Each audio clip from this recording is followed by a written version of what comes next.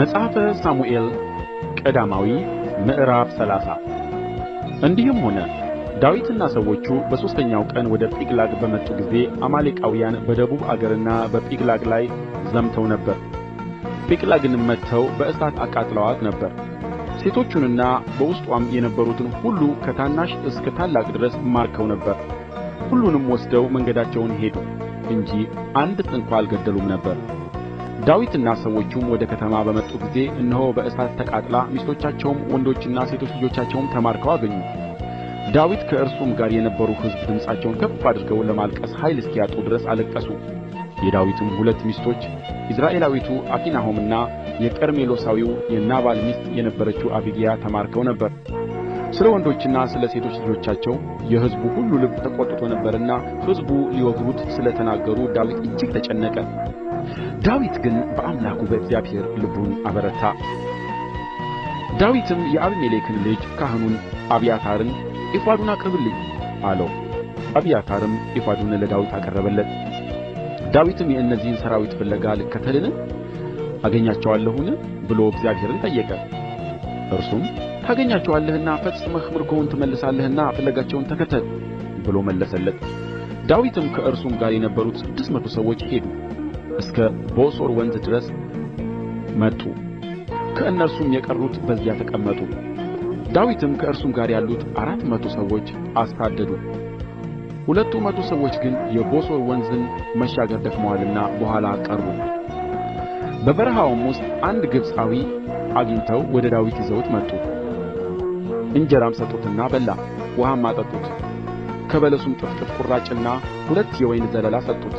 3 ቀንና 3 ሌሊት እንጀራ አልበላም ውሃም አልጠጣም ነበርና በበላ ጊዜ ነፍሱ ወደ እርሱ ተመለሰች። ዳዊትም አንተ የማን ነህ?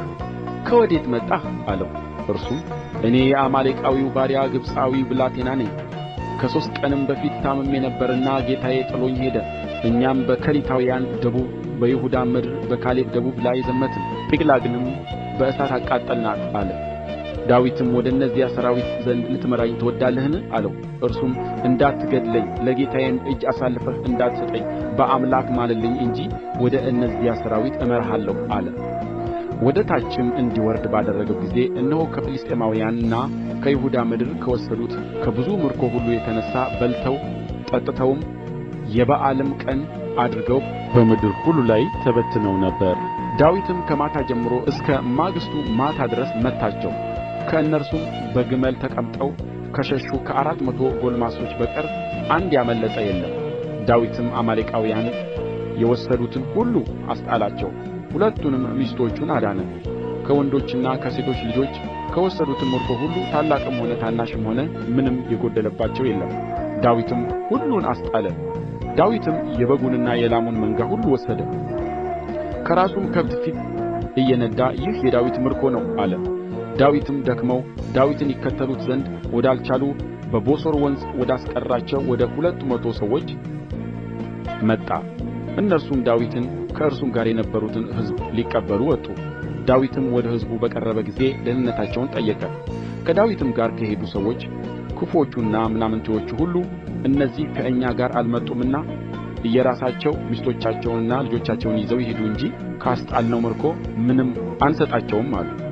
ዳዊትም ወንድሞቼ ሆይ የጠበቀን በእኛም ላይ የመጣውን ጭፍራ በእጃችን አሳልፎ የሰጠን እግዚአብሔር በሰጠን ነገር እንዲሁ አታድርጉ። ይህንስ ነገር ማን ይሰጣችኋል? ነገር ግን የተዋጉትና ዕቃውን የጠበቁት ዕድል ፈንታ እኩል ይሆናል፣ አንድነት ይካፈላሉ አለ።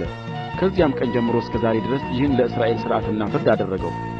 ዳዊትም ወደ ጺቅላግ በመጣ ጊዜ ለዘመዶቹ ለይሁዳ ሽማግሌዎች እነሆ ከእግዚአብሔር ጠላቶች ምርኮ በረከትን ተቀበሉ ብሎ ከምርኮው ሰደደላቸው።